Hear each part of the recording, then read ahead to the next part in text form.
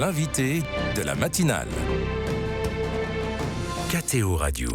La loi d'orientation des mobilités a fixé en 2019 le nouveau cadre d'une adaptation accrue des transports en commun, moins coûteux, plus propre et surtout plus accessible pour les personnes à mobilité réduite. À l'occasion de la journée mondiale des mobilités et de l'accessibilité, j'ai le plaisir de parler de la mobilité des personnes en situation de handicap avec Charlotte de Villemorin. Bonjour Charlotte. Bonjour. Merci beaucoup d'être avec nous en direct sur KTO Radio ce matin. Je vous présente aux auditeurs qui ne vous connaissent peut-être pas. Vous êtes entrepreneur, fondatrice de 2 entreprises spécialisées notamment dans l'adaptation des véhicules au fauteuil roulant. Et vous êtes également vierge consacrée dans le diocèse de Saint-Denis. Alors, la loi qui a été fixée en 2019 impose en France une plateforme notamment de réservation unique en gare, quel que soit l'opérateur, pour les personnes en situation de handicap, une base de données unique sur les lieux accessibles dans les transports, plus ce qui existe déjà. Est-ce que, en 2024, Charlotte de Villemorin, l'accessibilité dans les transports en commun est convenable ?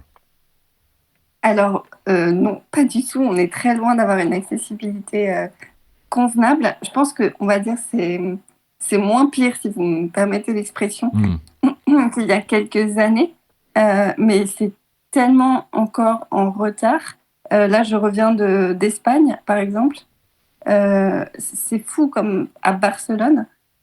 Tout est complètement accessible. Je pouvais prendre le métro comme je voulais. Évidemment, je ne me posais pas la question de savoir si y aurait une place dans le bus pour moi. Alors qu'en France, on est vraiment, je pense, très en retard encore. Pour vous donner un exemple, Paris, moi j'habite à Paris. Sur les 14 lignes de métro qui existent, il n'y en a qu'une seule qui est accessible. Les autres, c'est inenvisageable. Je ne peux même pas y accéder. Donc, en fait, clairement, aujourd'hui, quand on est à mobilité réduite, on n'a pas le même accès aux autres citoyens que les autres citoyens au service public. Et ça, c'est quand même extrêmement discriminant. Vous ressentez une vraie différence entre la France et d'autres pays au niveau de cette accessibilité ? Oui, c'est vrai que j'ai beaucoup voyagé, j'ai eu cette chance. Et c'est vraiment... je suis triste de faire ce constat, mais malheureusement, oui, je pense qu'on n'a pas du tout compris qu'il y avait un véritable enjeu autour de l'accessibilité. Souvent, on se dit, en fait, il n'y a pas besoin. On ne voit pas finalement les personnes à mobilité réduite. Donc, y a-t-il vraiment un besoin ? En fait, on ne voit pas les personnes en fauteuil roulant dans la sphère publique parce qu'elles ne peuvent pas sortir de chez elles la plupart du temps. Et c'est vraiment ce cercle vicieux, je pense, qui est en place. Vous vivez à Paris. Pour les trajets pratiques de la vie quotidienne, il existe quelques navettes, des taxis PAM pour aider à la mobilité. On imagine qu'à Paris, certaines offres existent, même si vous dites que c'est loin d'être suffisant. Et la situation, on peut l'imaginer, est pire dans les zones rurales. Alors oui, les zones rurales, c'est vraiment encore plus difficile. C'est vrai que dans les grandes villes, il y a les services dont vous parlez, mais c'est quand même très difficile d'accès encore. Ça nécessite de beaucoup anticiper ses déplacements. Oui. Par exemple, il faut réserver 2 semaines, 3 semaines à l'avant le moindre déplacement. D'accord. Ce qui, en fait, n'est pas possible et n'est pas compatible avec une vie professionnelle ou sociale normale. Et quand j'ai démarré mes entreprises, du coup, pour essayer de rendre la mobilité plus accessible sur le plan géographique, j'ai reçu des témoignages, mais vraiment hallucinants, de gens qui me disaient « Merci, ça fait 3 ans que je ne suis pas sortie de chez moi. » Vous imaginez, c'est fou. Parlez-nous, vous nous parlez justement des entreprises que vous avez créées. Cette situation, en tout cas du manque d'accessibilité dans les transports, vous a poussé à vous engager. Vous avez créé une première entreprise en 2014 qui permet d'adapter les voitures aux personnes en fauteuil roulant, c'est ça ? Alors en fait, cette entreprise, Willys, que j'ai créée en 2014, elle permet de mettre en relation des propriétaires de voitures aménagées pour les personnes en fauteuil avec d'autres personnes en fauteuil qui avaient besoin de se déplacer. Et effectivement, c'est vrai que c'est né de mon expérience personnelle. Quand on est en fauteuil, malheureusement, étant donné que les transports en commun ne sont pas accessibles, finalement, le seul moyen qu'on a de se déplacer, c'est une voiture aménagée. Mais ce sont des voitures qui coûtent cher. Tout le monde n'a pas la possibilité de pouvoir en avoir une, ou alors quand on se déplace en train, ce qui est souvent mon cas, et qu'on arrive quelque part, et comment est-ce qu'on fait les derniers kilomètres? Comment est-ce qu'on part de la gare pour se rendre là où on a besoin d'aller? S'il n'y a pas de transport en commun, il faut une voiture. Il faut une voiture aménagée.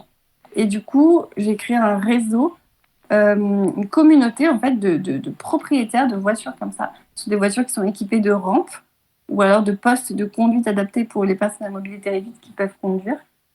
L'idée, c'était de pouvoir partager, mutualiser une ressource qui est précieuse, la voiture aménagée, pour permettre aux personnes en fauteuil à cause d'un handicap, mais aussi à cause de l'âge, ce qui représente quand même une grande partie de la population. Il y a presque 2 millions de personnes en fauteuil en France, et du coup, de pouvoir se déplacer plus facilement. Donc ça, c'était la première entreprise, Wheelin, en 2014. Et récemment, vous avez pensé à une seconde entreprise sur un peu le même principe, dites-moi si je me trompe, mais pour offrir l'expérience de la mobilité zéro carbone aux personnes en situation de handicap.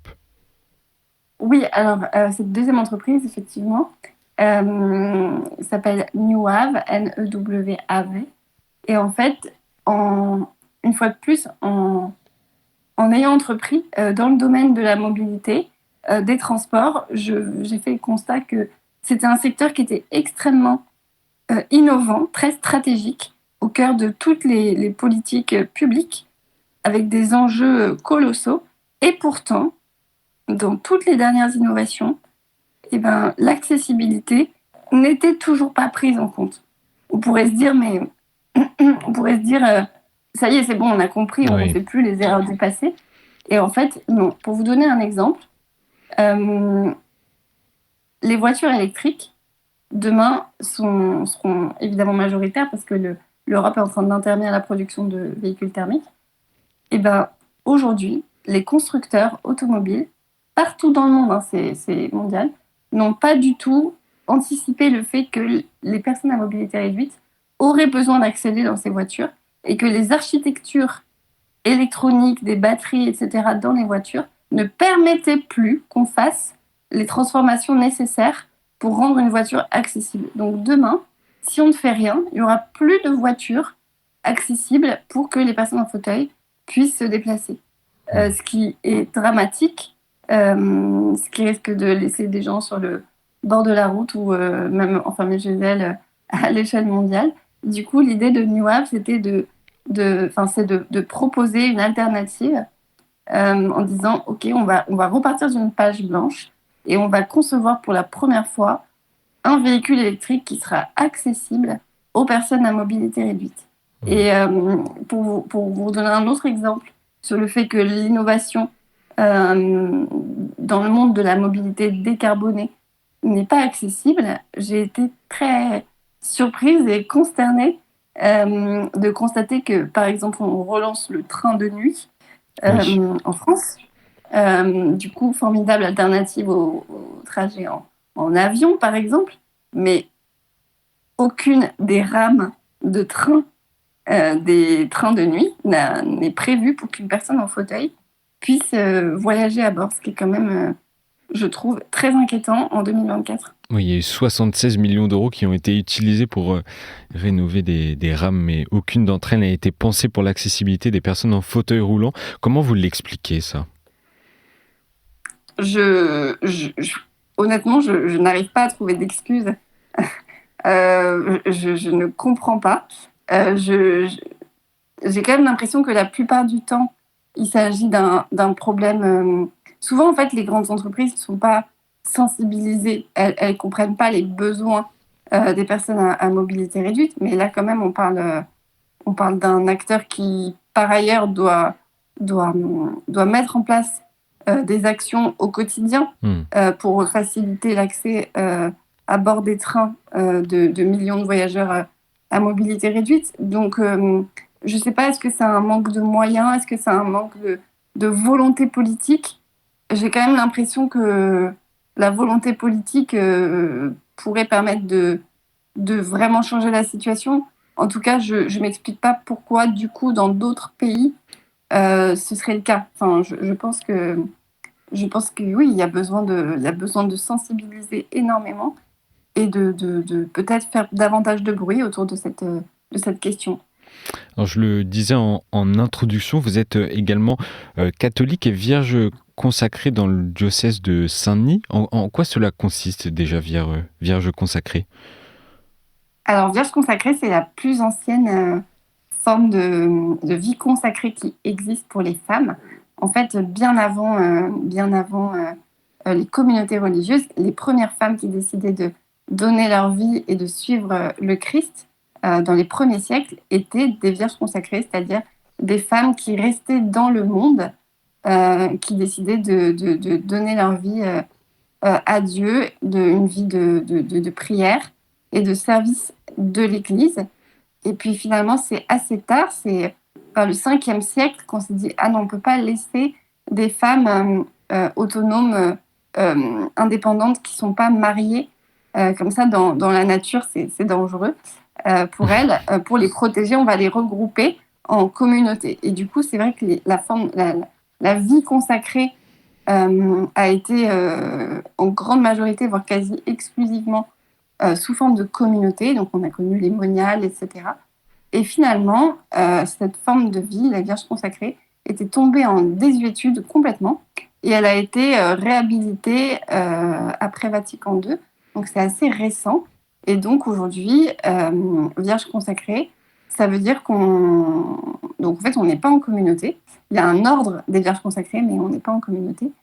Et du coup, on dépend de l'évêque de notre diocèse et on a un devoir on s'engage à une vie de prière, de prier les offices, de servir l'Église en fonction de nos charismes propres, mais sans signe distinctif et en étant complètement dans le monde. Donc on est autonome financièrement, on doit s'assumer, on peut exercer le métier qu'on veut, vivre comme on veut. On s'engage en revanche à la chasteté. On devient un peu épouse du Christ et du coup voilà, c'est une vie donnée à Dieu, mais dans le monde et du coup non visible aux yeux des gens. Et Charlotte de Villemorin, cela m'amène à la dernière question en quelques mots, toujours sur l'accessibilité. Qu'en est-il des églises et des lieux de vie pastorale par rapport à votre expérience? Sont-ils eux aussi assez adaptés aux personnes à mobilité réduite? Alors malheureusement, non. Il y a encore beaucoup d'églises dans lesquelles je ne peux pas me rendre, y compris des grandes églises à Paris. Je ne sais pas, par exemple, à Paris, Saint-Étienne-du-Mont, je ne peux pas y accéder. Sainte-Marie-des-Batignolles non plus. Il n'y a pas du tout d'accès qui sont possibles.